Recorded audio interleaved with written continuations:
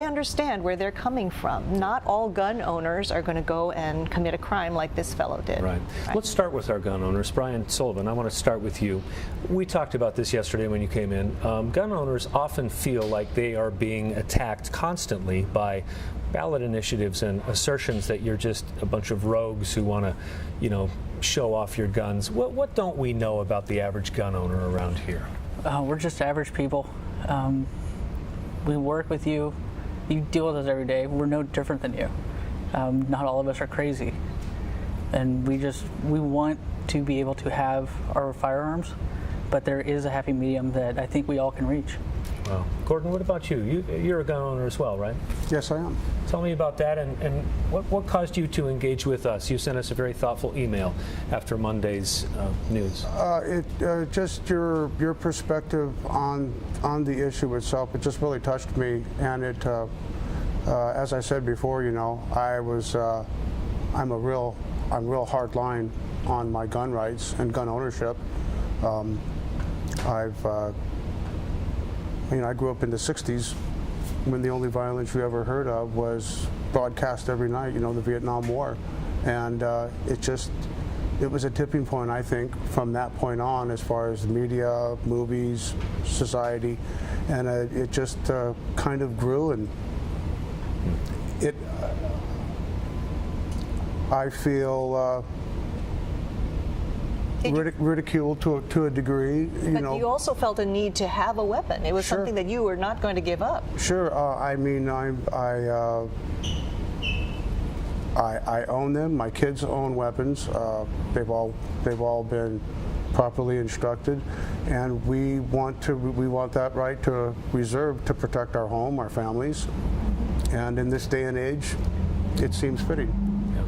Let's talk to you, Mary Schoenfeld. You have been to schools after there have been shootings. Have you noticed that there is an increase in mental health issues tied with these types of shootings? What we know, Lori, is that our conversation really isn't about weapons, although that's where we're going to start our conversations. We need to back up much further than talking about weapons. Mm-hmm. And if we look back historically at some of the violence that we've seen by not only our teenage kids but also our adults, and we look at dissecting who they are and what happened, it's my perspective that what we see is we see mental health issues, we see suicidal actions that have now become public. Suicide used to be a private act. It's no longer for many people, and it's become a public act.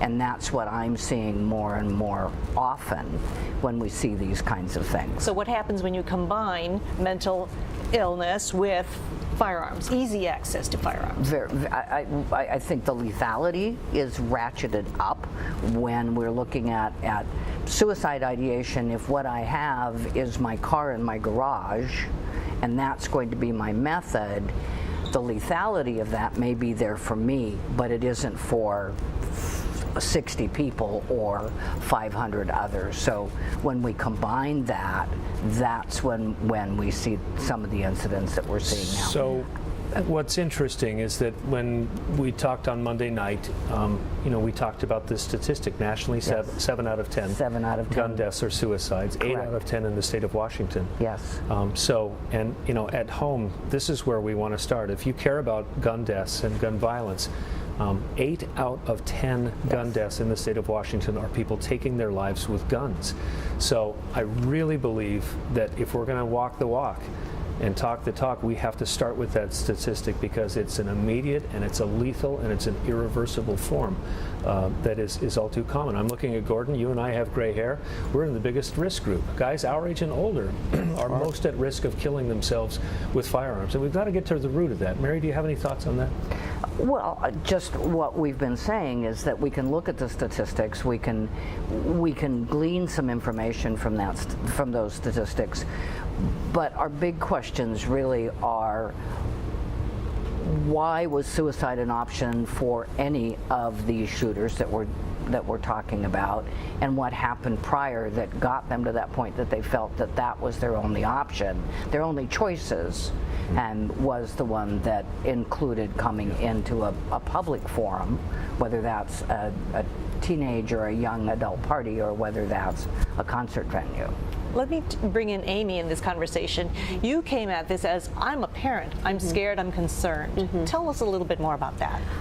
So when I responded to Mark, because I think my concern is, when Mary was talking about the statistics, I was noticing that they were males. So then it got me thinking, like, you know what, I think it's when we pull back a little bit even further, maybe it's the home life, there are families that are broken and just are in need of, mentoring. And so maybe it's even further than that. Maybe it's, more systemic in terms of just maybe the family life. And so that's kind of where I come from as far as a parent is concerned. Are you strict with your sons? Are you saying you can't play these video games? You can't watch these movies? I don't think I'm that strict, but we like to know what they're doing for sure. But it's so prevalent now, you definitely need to get a handle on that for sure. Yeah. So I want to thank all of you for coming. We're going to continue this conversation. Jen, we're going to get you involved as well. I'm going to share some personal thoughts as well, but I'm just overwhelmed. I wanted to let you know at home, there's just been a flood of comments. Most of them have been positive. Some of you guys have called me a moron, and I'm okay with that. I can take that. I'm glad you're talking with me. You can call me a moron. Let's just talk about this issue. So the voices that we have used represent the emails that we have received from you. Voices from our newsroom set to the emails that you sent in. So take a listen to this. Whether this was personal or not, your words are so real and needed. Thank you. My thoughts are with you and your family after this senseless act. May God wrap his arms around you and your family and hold you tight through the healing process. Mark, great perspective, and thanks for keeping this all-important issue alive. I believe now is the time to discuss gun control because we need to stop this gun violence in our country to prevent another tragedy. This is a very powerful and very accurate perspective. I appreciate your focus on personal accountability, and you're encouraging everyone to see something, say something. Such thoughtful comments and needed challenge to all listening. Thank you for your frank honesty and needed perspective on mental health and prevention to these tragedies. What an amazing, well-presented commentary for what to think and what to do about this tragedy.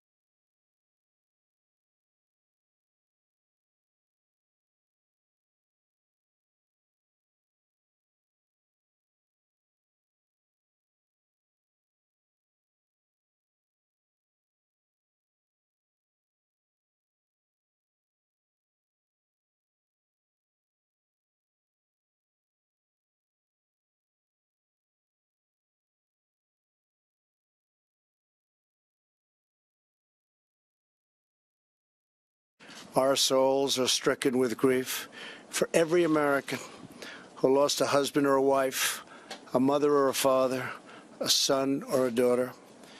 We know that your sorrow feels endless. We stand together to help you carry your pain. You're not alone. We will never leave your side.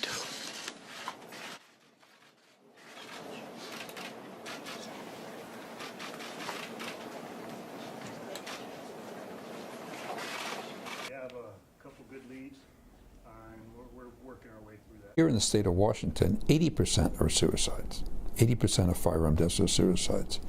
Those are happening every day. They don't get the attention that this terrible tragedy in Las Vegas gets. We need to pay attention to those things that happen every day.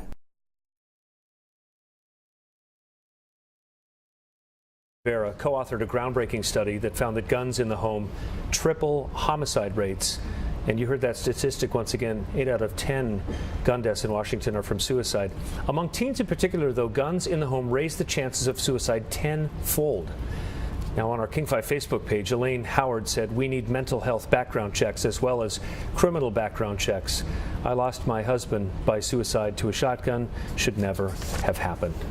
Spokane County Sheriff Ozzie Knezovich had strong words for the public after a student killed a classmate and injured 3 others at Freeman High School near Spokane. He said lack of funding for mental health care is an increasingly important issue. Even if someone had reported the shooter had mental issues, there was no guarantee he would have gotten help in time. Sheriff Knezovich also blames the media, our government, and society in general for school shootings. Where did we really go sideways in raising our kids? Perhaps we taught them to glorify the wrong things. All this violence they constantly consume has come home to pay a major price. So Spokane County Sheriff Ozzie Knezovich talking about that shooting at Freeman High School. It was really a rant. If you saw the original press conference, he took on the media. He blamed us for naming shooters. A lot of us journalists don't think that that is what causes these crimes. We feel an obligation to identify all the factors that go into these crimes. But the sheriff did raise a good point, I think, in that if you look at the Freeman shooting case, that young man had the combination to his father's gun safe. So he brought an AR-15 and he brought a handgun to the school. The AR-15 jammed, the handgun didn't, and a student is dead. And so Brian, you and I were talking about this yesterday. There's a push by some to have what are called safe gun laws, so that if you don't secure your gun and it's used in the commission of a crime, or it's stolen, or someone commits suicide, or something happens, tell me your perspective as a gun owner on those. It's ultimately your responsibility as that gun owner to what happens to that gun. And you think it needs to be locked up, it should be locked up. Does that mean 100% of the time? I mean, you should be able to have it in your bedside table, but maybe lock it up before you leave. Don't really let it out of your sight. I think it's 27 states have laws on the books that are geared towards child access protection. And of those 8 states, have laws that make you liable if something happens with your gun. Yeah. And Texas is one of those. If Texas is beating us, there's a problem. Wow, and that's a pretty right to carry gun state, yeah? Yeah, they have some of the most lax laws in the country. Okay, last night Mark and I had a little Facebook conversation, and the comments that I got anyway, lots of name calling, lots of accusations. I was really surprised by the vitriol in it, and the point that they were making was that, responsible gun owners are going to be responsible and follow the rules, but a real nut job can't be stopped, and they're going to commit their crime no matter what. So how can we get our arms around that oddball person and not paint the gun owners who are responsible, as bad guys? I think that's their frustration out there. Well, the problem with that is, how do you make one law for every individual? Because we all are alike, but we all think differently. We all have our own morals. We all have our own ideals. We are, pretty much, we are all law-abiding citizens. We're fathers, mothers, grandfathers, policemen, social workers, what have you. But Gordon, would you agree, though, that if your gun gets stolen, and there's a huge black market when it comes to stolen guns, so if you don't secure it, it gets stolen, we can't track it anymore. It's gone, and it's going to be used in an armed robbery, maybe a murder, maybe something else. I mean, don't you think that gun owners should have a responsibility to lock those up so that they don't fall into the wrong hands? Well, yes and no, just because, I mean, if I am being told that I have to secure all of my weapons, how am I able to defend my home and my property if I have to go to my gun safe, open it up, just to have access to it? Right. And I understand that we should be accountable to a degree, but to prosecute us for an act that somebody else has committed is, I think it's kind of one-sided. I mean, we didn't plan on having our property stolen. I mean, if our car is stolen and it's used to kill somebody, sure, should we be held accountable? Yeah, I hear you. Why are there a different set of rules, Gordon, set for a weapon or? Yeah. I want to bring Jen in just a minute, Jen, after the break. We have to take a quick break, but I know a lot of you at home have been wondering, those of us who have had friends in Las Vegas, we all don't know what to say. We don't know where to start when it comes to dealing with this kind of trauma, so we'll get to that on the other side of the break. But I want to, as we head to break, leave you with this. You hear it all the time after bad things happen. Look for the heroes, look for the helpers. Wow, have we seen a lot of heroes and helpers in this Las Vegas shooting. And those from our area. Dean McCauley works for the Valley Regional Fire Authority based in Auburn. He was near the stage when the shooting started.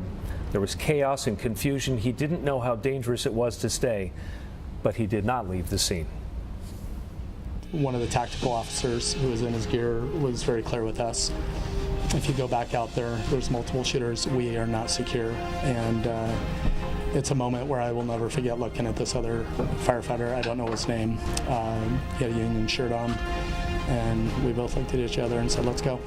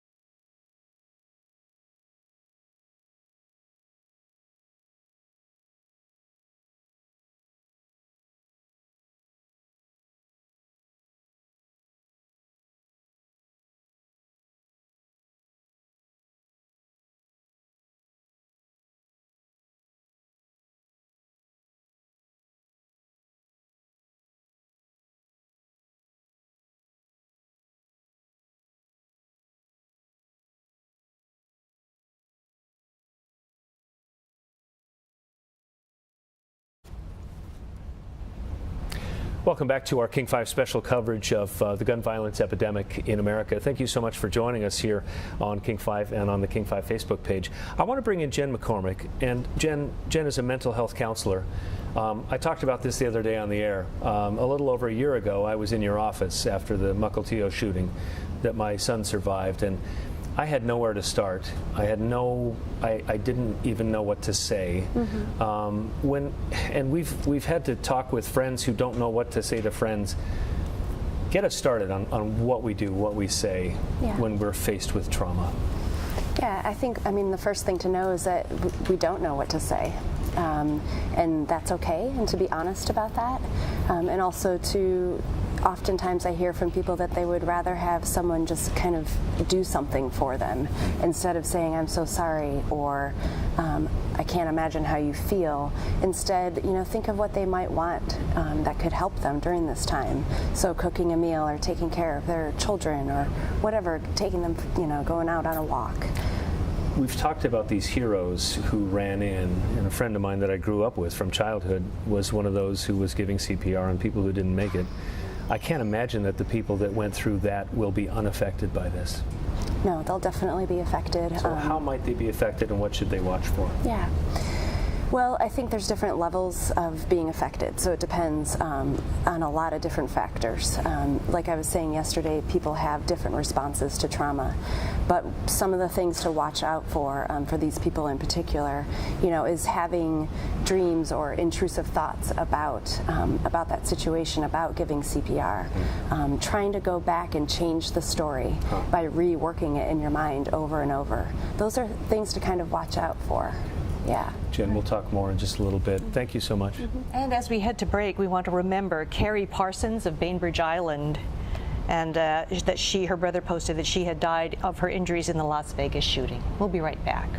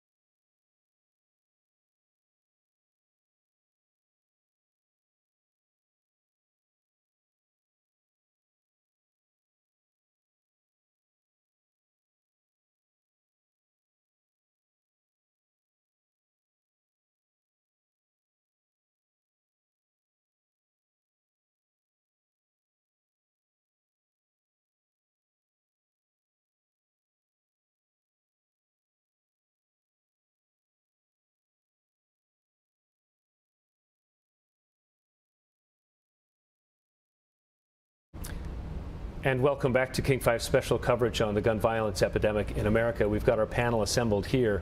Believe it or not, we've been going for a half an hour, but we're just getting started. We invite you to continue watching. Those of you on Facebook, our live stream, we're going to stay here. Those of you on TV, hop on your device, go to the King 5 Facebook page, ask a question, tell us what you think is going to solve the problem, and the conversation continues in just a minute.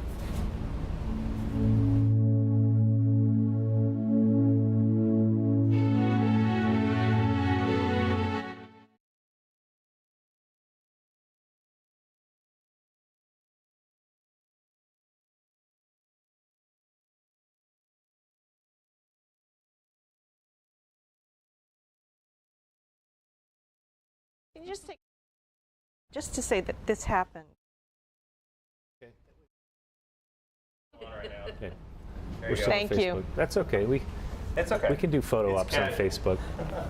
Yeah, it's casual. Those of you on We're the Facebook humans. live stream, you're getting a behind-the-scenes look at television. Yes, I know my mic is hot. I'm being reminded that my mic is hot. So just start whenever. Yeah, do you want us to start now, Steph, our producer in the booth? Oh, and All right. and someone's glasses. Oh. Okay.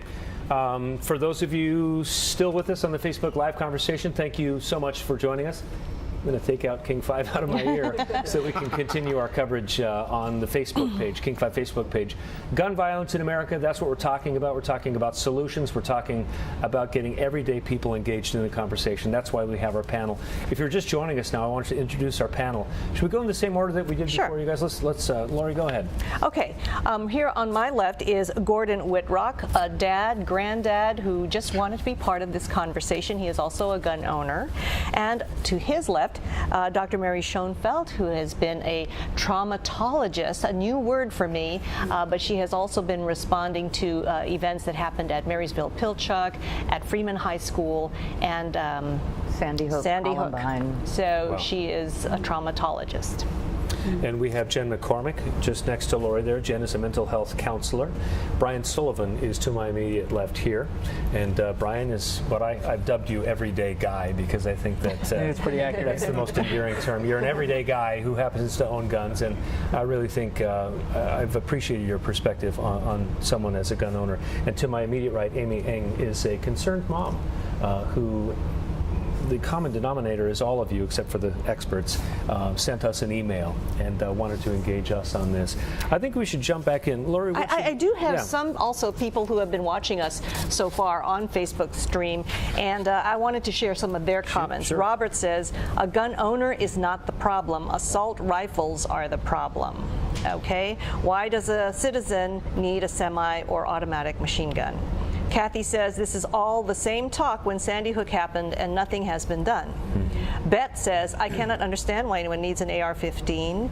Tim says, I'm a little frustrated. More people die every year from drunk drivers. We don't know that, but we don't stop sales of alcohol.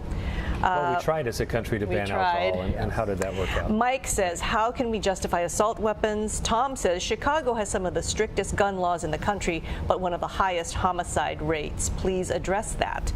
Patrick says, we don't need gun control, we need affordable mental health care. Yeah. Mark says, thoughtful conversation, but you glossed over any idea of media responsibility. A week ago, most people had never heard of a bump stock. Now we all see how it works, how to get it, lots of video of it, not helping. That's interesting. Comment. Yeah, Mary. I have lots of comments here. All right, lots here we of go. comments. If we stay focused on the conversation about gun ownership, first of all, Gordon, is there anything I could ever say that would change your mind? As far as from what aspect? As far as being a gun owner? No. And your strong held value and belief that that is, as you said, a God-given right and certainly a legal right, right? Yes. And my guess is there's nothing that you're going to say to me that would change the way I believe about gun ownership. I grew up with guns, and I probably can still outshoot most members of my family when we are target practicing. And nor would I ever try to, because that's... If we stay focused on this conversation of gun ownership and the legality of what we're doing or what we have or what we cannot have, then we are dividing further. Yes. And so the conversation needs to go beyond this conversation about the legalities of this or that or the other piece of it, and back upstream about how do we stop isolating from one another, how do we bring everybody, disenfranchised and otherwise, into a conversation that says, I care about you. If you have a concern, if there's a challenge, let's have a system that will help to support you in whatever form that system will be able to support you. But as long as we stay focused on this conversation, I think that we're doing a disservice. Yeah, Mary, on Monday night, I mentioned this in my commentary, and I explicitly said, you are on the front lines talking to you at home. We are on the front lines, and I made mention of the fact that in the Mukilteo shooting, the shooter explicitly texted his friends and told them what he was going to do. Correct. And no one said anything to the police. He put a picture of the gun on Instagram with a cryptic, threatening message. Nobody said anything. So, in your experience with school shootings that go back to Columbine, what can we do to empower parents and our kids to know what to do and when to do it? We need to make it a conversation that's okay to have. Yes. And that conversation needs to be about I'm hurting. That conversation needs to be about I'm confused. That conversation needs to be about I'm so angry I think I could kill somebody. And that's a phrase that we've heard. I'm a mom, I'm a grandma, I'm a great grandma too, as well as this expert piece. But we need to be able to have that conversation. We need to be able to support our school system, to be able to bring in youth suicide prevention programs. Jen and I have both been involved in those at various times, and we need to support our school system.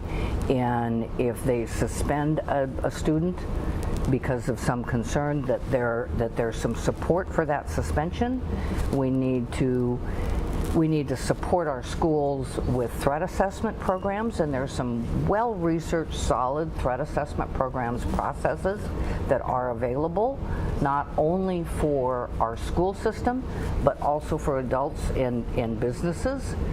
We need to fund more. So I'm going to bring Jen in here because our viewer, Chris, says on Facebook, I don't believe you can stop gun violence. The best plan is to remove the crazy label from people who need counseling, like not stigmatize them for seeking help. Yeah, I couldn't agree more with everything you're saying too. I mean, I think this is such a divisive topic, and if we continue to sort of retreat back into our camps after these kind of events happen, we're missing the point. And the point is to come together and to rise above what the political piece or the issues behind it. And like you said, to go backwards and think about, yes, we have unlimited access to guns seemingly in America. That's a fact. But we also have the ability to have good mental health care and good resources for people who are isolated. And I do think that's kind of where it starts. That is the core. Yeah. And calling someone a nut job or crazy or a lone wolf or whatever other words that you want to use is just another way of putting that person as an other. We talked about how until recently Washington was near 50th in the nation in terms of mental health spending from the state. Every day I walk downtown and I hear people talking to themselves and yelling and walking in the middle of the street. We have people who are suffering with mental illness all around us. And the ones that get the guns are, in that condition we have to really watch out for.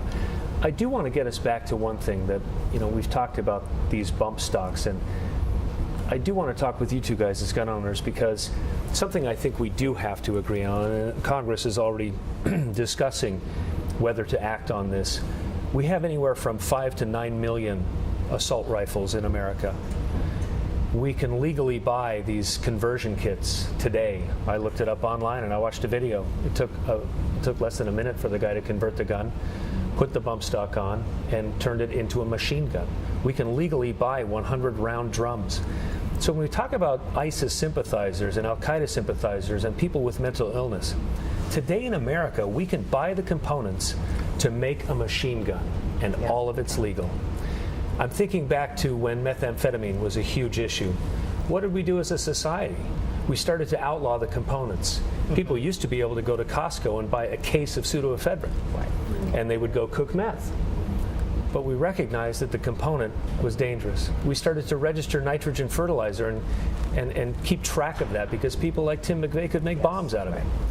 So I want to ask you guys, I know you value your right to have a gun, but when we're talking just about this specific scenario of large capacity magazine, a conversion kit that's legal, and these semi-automatic weapons that can be turned into machine guns, are you okay with that? On the issue of the bump stock, It's not needed. I mean, even for me, and by definition, we don't have assault rifles. We have replicas of assault rifles. Yeah, there's no legal definition of an assault rifle. Yeah. It's a select fire weapon which can fire semi or fully automatic.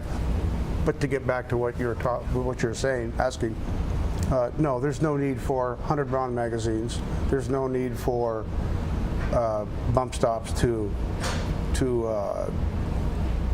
replicate fully automatic functioning weapon. Yeah. We're not in the military. Yeah. We're not at war. It's chilling when you hear all the video from Las Vegas. But it's so a social hype. Yeah.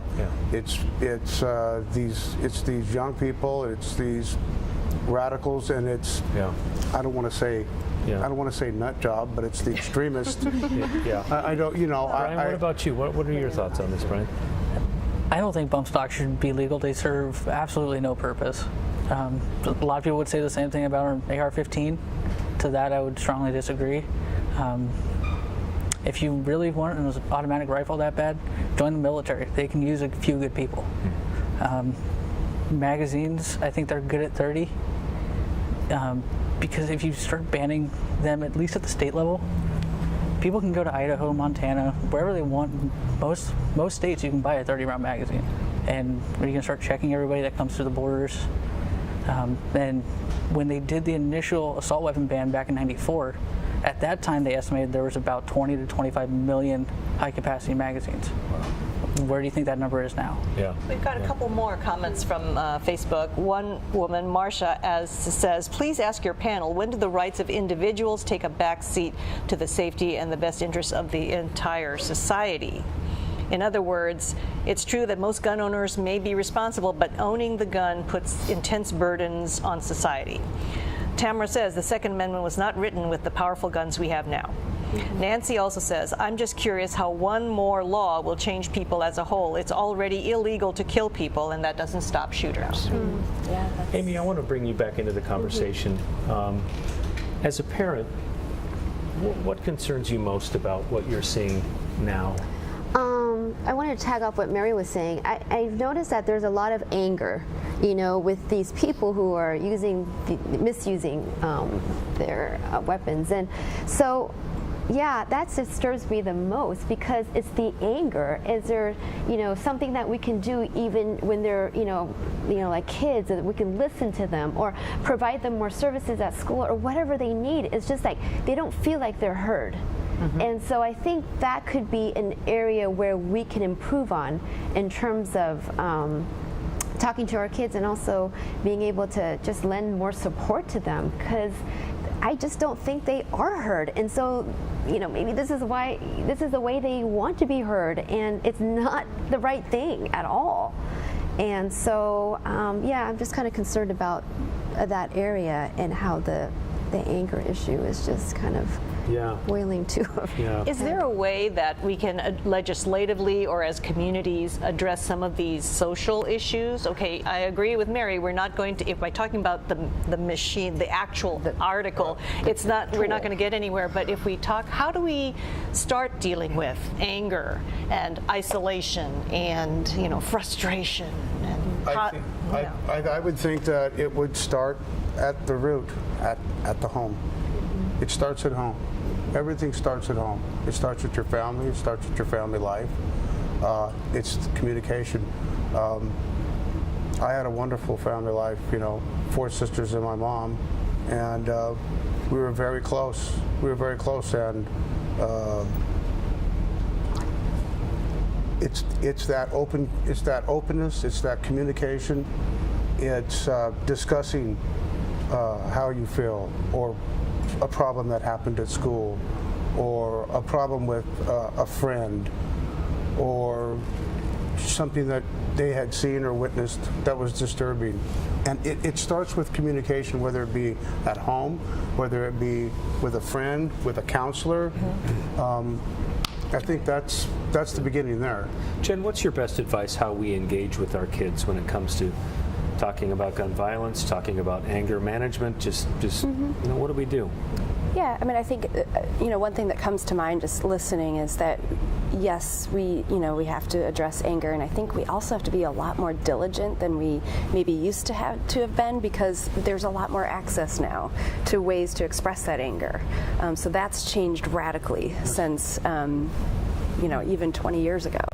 Even kids on Facebook or on Twitter, or and also there's more ability to be anonymous and sort of speak your mind, like you said about these Facebook comments that you got. There is more ability to kind of say what you need to say and sort of bully that way. But there's also more access to guns. There's more access to or more acceptance of violent and angry behavior. So in terms of starting at home and talking to your kids, I feel like having it be a part of your everyday vernacular. So it's not necessarily an unusual thing that you sit down and talk about once in a while, but it's really just part of your life at home. You talk about what you want for dinner, and you talk about your feelings. These things kind of go together, so that as kids are raised in the home, they feel like this is something that they have the freedom to express.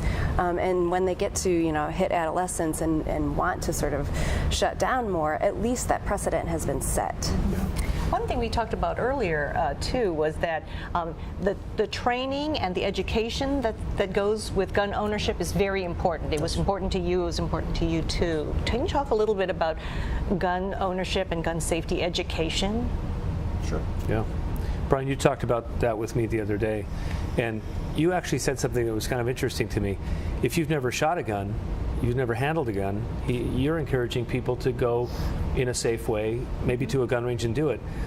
I was raised with guns in our household when I was a kid, and my father took away our cap guns when I was probably 8 or 9 years old, because it really bothered him to see us pointing guns at each other and pulling the trigger. And he told us, he sat us down and said, you guys should never point a gun at anything you don't intend to shoot. So he took our cap guns away, and then when I started hunting, he really instilled a fear and a respect. And he said, if I ever see that muzzle pointing at anything that you don't intend to shoot, you will lose the gun. And I saved up my money to buy it. You will lose the gun, you'll never get it back. So I literally, it was like having a rattlesnake on the end of a stick. I was just like, ah. And I never had a problem. I never was in an unsafe situation. I went through the gun safety courses. I learned how to reload my own shells. Today that would seem a bit radical, but it was absolutely safe because of training. Mm-hmm. And I was raised in Southern California in a very liberal household. I wasn't even allowed to have toy guns. When I moved up here to Washington a number of years ago, went to school over in Eastern Washington, and at that time, I was curious, wanted to buy a gun, but realized I'd never held one, really operated one, and so I took it upon myself, went to a local range over there where they held a course like on a Tuesday night for like $50. And they run you through like probably an hour and a half, 2-hour course just in the classroom. And afterwards they take you to the range and give you a number of different firearms to shoot, so you can get comfortable with a number of different ones.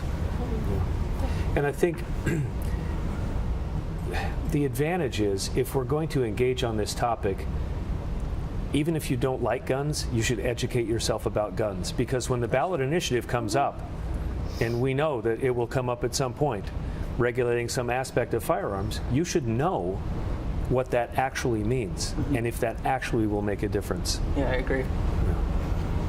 Sometimes, Amy, when you're a parent, do you feel overwhelmed by media and society about the images that are being fed to your boys? Oh, totally. It's so different from when we were, I was like, okay, I'm worried about, talking about predators, but we're talking about guns now, and it's like, it's just elevated so much now. And it is kind of scary because you cannot protect them, fully. It used to be, I was talking to Gordon, we were saying, yeah, when we were younger, you go on the bike, you go out and you come back, and your parents didn't really ask you, much, but now it's like, no, I'm not leaving them. I'm going to go and pick them up at school, and I'm going to drive them home, and this overprotective mom. But yeah, it does concern me. It's just so much. To what point is it going to, I guess, be like norm to them? And it's like, the other thing I was mentioning to Mark too is like, I'm concerned about our generation as well too. Our future generation, what is that going to look like if we don't deal with it now? That's the scary thing. Yeah, what was hard is when when I had to tell my younger son that his brother had been involved in a shooting. I never in a million years thought that I would have to have that conversation. And I think about what scared me when I was 12. Yeah. So Mary, you know, we've talked with safety experts and Sheriff Urquhart and some others. It almost seems prudent now to talk with our kids when we go to concert venues, when we go to movie theaters, that we do need to have a plan in case something happens. And I can't even believe that we have to have this conversation. But in your experience with your training, tell us what we should talk about with our kids. I think we do have to have that conversation, and I think we've been having that conversation with our kids about other things. You know, we've been having that conversation about safe ways to cross the street since we were just riding bikes. We've been having skill, right? And learning a skill about how to do that. We've been having a conversation about personal safety when we've talked about, you know, unwelcome touch. There's been any number of things. This is just another one of those conversations. So, and any one of us, whether we're 7 or whether we're 70, which is what I am, we should walk into a room and see where our exits are. Now, we should do that for personal protection when we're talking about public venues and the risk of violence. We also should do that because of natural disaster risks, other kinds of accidental risks. So, our kids should know to walk into a room and say, okay, there's a door here and there's one over there. And we always should have ID on us. And many people go to public events and they don't. They stick a $20 bill in their pocket and they go into whatever, and they don't have any kind of identification. Okay, and what is the purpose of having that ID on you? In case you are in an accident, and I'm not talking the victim of a mass shooting, but if you are in an accident of some sort, that someone can say, oh, this is Lori. Okay. And then the other thing is to have, because most of us have cell phones, have in our cell phone the word ICE, in case of emergency. And I have that in my phone, and our first responders are trained to look for that in our cell phones now. And in case of emergency, and what that phone number is for me, it's my daughter. And so if something happens to me, somebody will be able to know who to reach out. So, and then the other thing is just staying aware of your surroundings. We all should be doing that anyway. So I don't think that they're really harder conversations.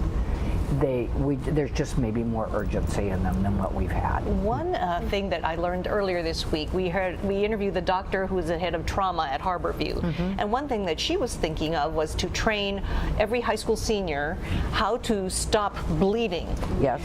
You know, she says we talk about doing CPR and we're doing Heimlichs. Why not teach young people how to stop bleeding, which is a major cause of death in cases of emergencies? There is a program called Stop the Bleed. I don't know if that was the one that's the one she was referring to. So along the lines of education and awareness, it's just a more, you know, just accepting the fact that this is something that might be helpful for you, and encouraging the young people to go ahead with that. I want to go back to Amy's comment about kids and anger. Oftentimes kids only know 2 words. They know sad and they know angry. And so I think that we've gotten away from what I always called emotional literacy, teaching kids what words are. So yes, are you really angry, or are you bored, or are you frustrated, or are you embarrassed, or are you, and having those conversations with our kids from the time they're this size, finding the time and the places. If we're driving our kids to school, we have time. To have conversations and to use words that allows them to be able to do the communication that you were talking about, Gordon, that we go back to, that truly is the foundation. And then to do early intervention. The earlier that we can say, this one feels slightly off kilter to me, then we can come into a place to say, we'll talk about whatever that anger is, and oh, it's really that you're embarrassed because this young person won't sit next to you in the lunchroom. So finding those ways to do early intervention. There's several different programs that are available in our schools and in our society. One of them is called Mental Health First Aid. There's a model that's specifically for kids called Youth Mental Health First Aid, and that's a one-day training that is helps people know the difference between, should I be concerned about this, and this is just typical developmental issues. So there's been an effort here in the state of Washington to push youth mental health first aid out into our schools, and never enough of it, always needs more support. And the support that we can give as parents and as community members is to support our school district that wants to find the time to train the bus drivers, to train the cafeteria folks, to train not just the counselors, but all of the adults that interact with our kids. And then there's an adult model as well. And then there's a strong effort to do crisis intervention training with our law enforcement community. And that's an effort, again, to do that early intervention, to identify the resources that are in each individual community, and then tie the ties stronger when they encounter that person that's out here on the street, Mark, that's talking to themselves, that may be posing some sort of a minor risk. Then law enforcement now there's more efforts. I won't say they're all highly trained yet, but the resources are there through our Washington State Criminal Justice Training Commission to train law enforcement to know how to not escalate that individual in that interaction, but how to de-escalate it and then funnel into resources. So there are some strong efforts. I just kind of wanted to just add to that.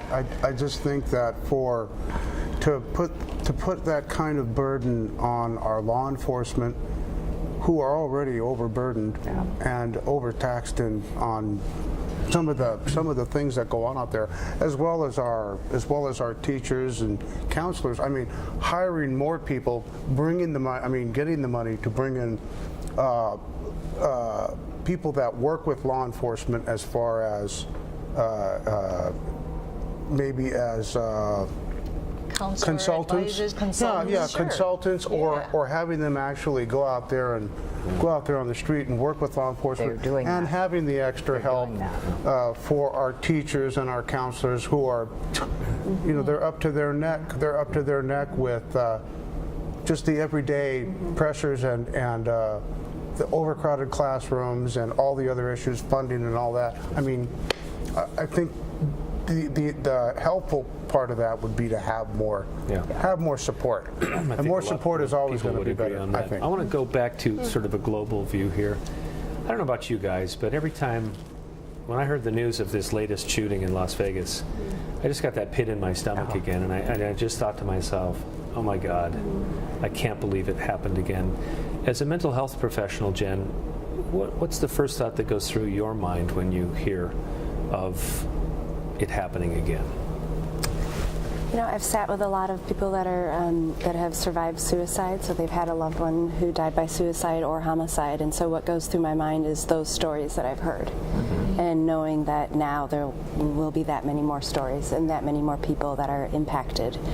And so it's a deep sorrow. It's a certain level of disgust.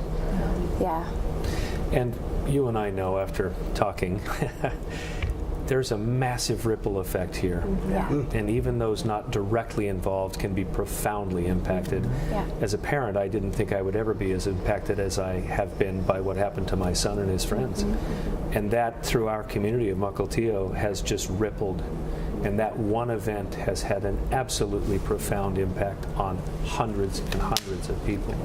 So we look at 22,000 people who were at that concert, and look at the ripple effect now. We're sitting in Seattle, and we know people who were there. Absolutely. It's just mind-boggling. wanted to just go back to one thing about talking to your kids about this kind of tough stuff, and how you were saying that it's another thing to talk about, and how I think the thing to just emphasize is that even though it feels really scary to us because it's not something that we were taught to when we were growing up, that for kids most of the time this stuff that when you present it to them, it's just another part of life. So like a lockdown drill at school, just another part of life. And for us, I think we get this bigger, and for kids, and I think that kids are a lot more resilient than we know. Well, I think they're a lot better informed too than when we were kids. Yeah, I mean, there's a those lot darn more smartphones open 24 hours. There's so much information out there that they can tap into, and as far as from Amy's standpoint and mine as well, growing up as a parent, we could be on our kids. Try to be on our kids 22 hours out of the day, and they can still get by you. I mean, they can still access information. They can still, It's astounding what these kids pick up, what they learn, and what they can keep from you. So I mean, and it was difficult for me. It was difficult for me being on top of all of my kids, and now they all understand being parents themselves. So just real quickly, do you think that our legislature and our communities will be able to move forward and not get stuck in the same debate, actually move forward on some of these ideas that we've discussed today? I hope so. Okay, let's go around the room. Optimistic or not optimistic? Amy. Not optimistic, but I want to be. Realistically optimistic. How's that for around the optimistically pessimistic because of money and the necessity of it and the importance of it. I mean, I think I feel optimistic because I'm an optimistic person, but otherwise I wouldn't feel that way. Brian? And I'm optimistic if we can keep the extreme people out of it. I mean, we don't need the extremists on both sides of the aisle dictating how we're going to control guns or any other social issue for that matter. The moderates need to step up and say what they believe. And I think we have an obligation when our lawmakers propose extreme measures. I, for one, I think I'm going to start calling them and saying, why are you proposing this all-out ban on something that isn't really causing a lot of the problem? I think we need to hold our lawmakers accountable because I do think they sometimes react from extreme positions as well. And maybe they'll feel relieved to hear a different point of view. They might feel obligated to vote a certain way, and then if they hear another idea, they might say, hey, that's another idea. And I think, as Mary stated and you stated in your perspective, that between non-gun owners and gun owners, we have to find that common ground and make laws and make laws that make sense and that will actually put in check will put in check the questionable people. Actually make a difference. Yes, actually make a difference, yes. Well, I'm encouraged by the discussion. I think this has been really helpful. I hope those of you at home have appreciated this discussion. When you think about it, you guys at home and you guys here, we know this. If we're going to solve our problems, we have to sit down and talk. If we dig in our heels and we just start taking our positions, we're never going to get to the solution of the matter. It's going to be about compromise. It's going to be about tolerance and compassion, as Jen said. It's going to be about understanding. But I believe I'm a huge optimist, and I believe, especially in this state, we have a lot of open minds and we have a lot of smart people in this state. I think that we can make progress on this issue. So I want to thank Brian Sullivan, Jen McCormick, Lori, you're fantastic to work with, Gordon Whitlock, Mary Schoenfeld, and Amy Eng. Thank you all for being here and for being part of the solution. This is where it starts. It's not over. All right. Keep sending us your comments on Facebook. Have a great night.